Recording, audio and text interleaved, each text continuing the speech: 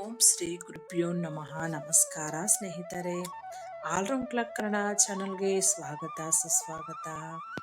ಇಂದು ಹನುಮಾನ್ ಜಯಂತಿ. ಪೂಜೆ ವಿಧಾನ, ಮಂತ್ರಗಳು ನೋಡೋಣ ಬನ್ನಿ. ಹೊಸದಾಗಿ ನಮ್ಮ ಚಾನಲ್ ನೋಡ್ತಾ ಇದ್ರೆ ಖಂಡಿತ ಸಬ್ಸ್ಕ್ರೈಬ್ ಮಾಡ್ಕೊಳ್ಳಿ. ಹಂಗೆ ವಿಡಿಯೋ ಇಷ್ಟ ಆದರೆ ಶೇರ್ ಮಾಡಿ. ಮಾರ್ಗಶೀರ್ಷ ಮಾಸದ ಶುಕ್ಲ ಪಕ್ಷದಲ್ಲಿ ಹನುಮಾನ್ ಜಯಂತಿಯನ್ನು ಆಚರಿಸಲಾಗುತ್ತದೆ. ಈ ದಿನ ಆಂಜನೇಯ ಸ್ವಾಮಿ ಜನಿಸಿದನು ಎನ್ನುವ ನಂಬಿಕೆ ಇದೆ. 2024 ಹನುಮಾನ್ ಜಯಂತಿಯನ್ನು ಇಂದು ಆಚರಿಸಲಾಗುತ್ತದೆ. ಈ ಹನುಮಾನ್ ಜಯಂತಿ ಮಂತ್ರಗಳು ಹೀಗಿದೆ, ನೋಡೋಣ ಬನ್ನಿ. ಇವತ್ತಿನ ವಿಡಿಯೋದಲ್ಲಿ ಹೈಲೈಟ್ಸ್ ಏನಂದ್ರೆ, ಇಂದು ಹನುಮಾನ್ ಜಯಂತಿ ಶುಭ ದಿನ. ಹನುಮಾನ್ ಜಯಂತಿ ಪೂಜೆ ಮಾಡೋದು ಹೇಗೆ, ಹನುಮಾನ್ ಜಯಂತಿಯ ಮಂತ್ರ. ಹನುಮಾನ್ ಜಯಂತಿ ಎಂದು ಕರೆಯಲ್ಪಡುವ ಹನುಮಂತನ ಜನ್ಮದಿನವನ್ನು ಕರ್ನಾಟಕ, ತೆಲಂಗಾಣ ಮತ್ತು ಆಂಧ್ರ ಪ್ರದೇಶದ ವಿವಿಧ ಭಾಗಗಳಲ್ಲಿ ಆಚರಿಸಲಾಗುವ ಪವಿತ್ರ ಹಾಗೂ ಧಾರ್ಮಿಕ ಆಚರಣೆಯಾಗಿದೆ.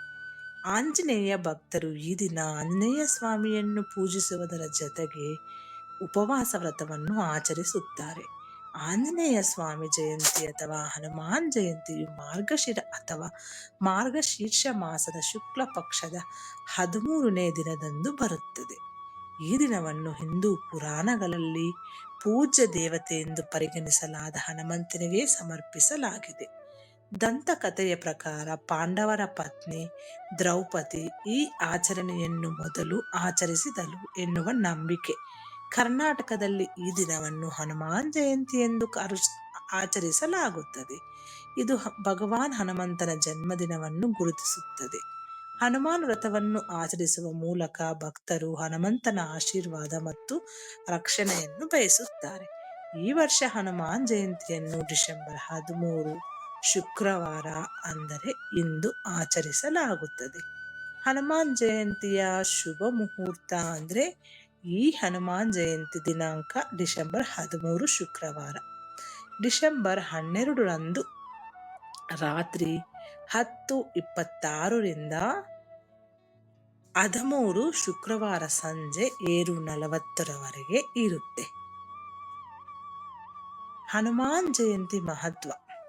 ಹನುಮಾನ್ ಜಯಂತಿ ಹಿಂದೂಗಳ ಪ್ರಮುಖ ಹಬ್ಬಗಳಲ್ಲಿ ಒಂದಾಗಿದೆ ಮತ್ತು ಇದು ಆಂಜನೇಯ ಸ್ವಾಮಿಯ ಜನ್ಮದಿನವನ್ನು ಪ್ರತಿನಿಧಿಸುತ್ತದೆ. ಈ ದಿನವು ದೊಡ್ಡ ಧಾರ್ಮಿಕ ಮತ್ತು ಆಧ್ಯಾತ್ಮಿಕ ಮಹತ್ವವನ್ನು ಹೊಂದಿದೆ.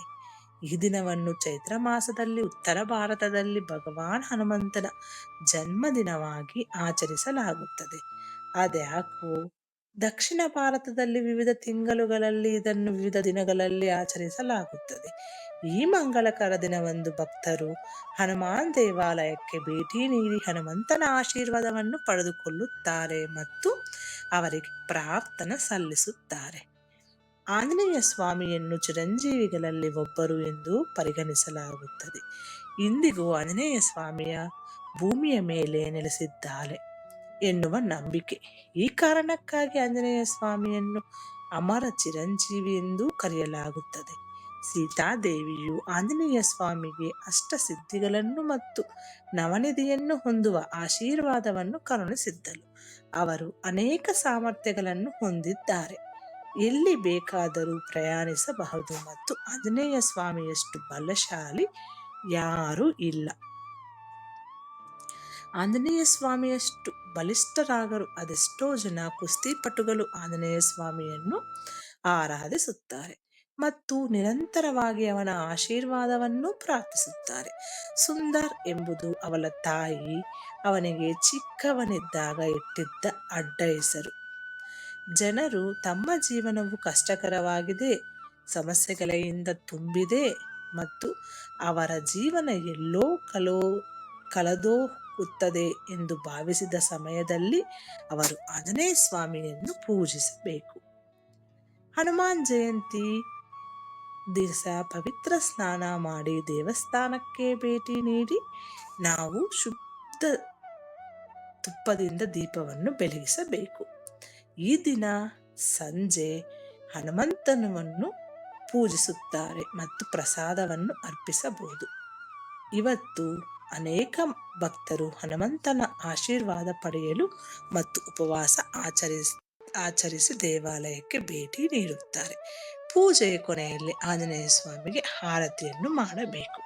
ಹನುಮಾನ್ ಜಯಂತಿಯ ಮಂತ್ರ ಏನಂದ್ರೆ ಓಂ ಹಂ ಹನುಮತೆ ನಮಃ. ಓಂ ಹಂ ಹನುಮತೆ ನಮಃ. ಈ ಮಂತ್ರ ನಾನು ಡಿಸ್ಕ್ರಿಪ್ಷನ್ ಅಲ್ಲಿ ಕೊಡ್ತೀನಿ, ನೀವು ನೋಡ್ಕೊಂಡು ಓದ್ಕೋಬಹುದು. ಈ ಮಂತ್ರವನ್ನು ಇವತ್ತು 108 ಬಾರಿ ಆಂಜನೇಯ ಸ್ವಾಮಿ ಮುಂದೆ ಕುಳಿತು ಪಠಿಸಿ. ಹನುಮಾನ್ ಜಯಂತಿಯು ಆಂಜನೇಯ ಸ್ವಾಮಿಗೆ ಸಮರ್ಪಿತವಾದ ದಿನವಾಗಿದೆ. ಈ ದಿನದಂದು ನಾವು ಆಂಜನೇಯ ಸ್ವಾಮಿಯನ್ನು ಪೂಜಿಸುವುದರಿಂದ ಅವನಷ್ಟೇ ಶಕ್ತಿಯನ್ನು ಧನಾತ್ಮಕತೆಯನ್ನು ಹೊಂದಬಹುದು ಎನ್ನುವ ನಂಬಿಕೆ. ಈ ವಿಡಿಯೋದಲ್ಲಿರುವ ಎಲ್ಲ ಅಂಶಗಳು ನಿಮ್ಮ ಸ್ವಂತ ವಿವೇಚನೆ ಬಳಸಿ ನಿರ್ಧಾರಗಳೆಲ್ಲ ತೆಗೆದುಕೊಳ್ಳಿ. ಮುಂದಿನ ವಿಡಿಯೋದಲ್ಲಿ ಸಿಗೋಣ. ಅಲ್ಲಿವರೆಗೂ ಹನುಮಾನ್ ಜಯಂತಿಯ ಶುಭಾಶಯಗಳು.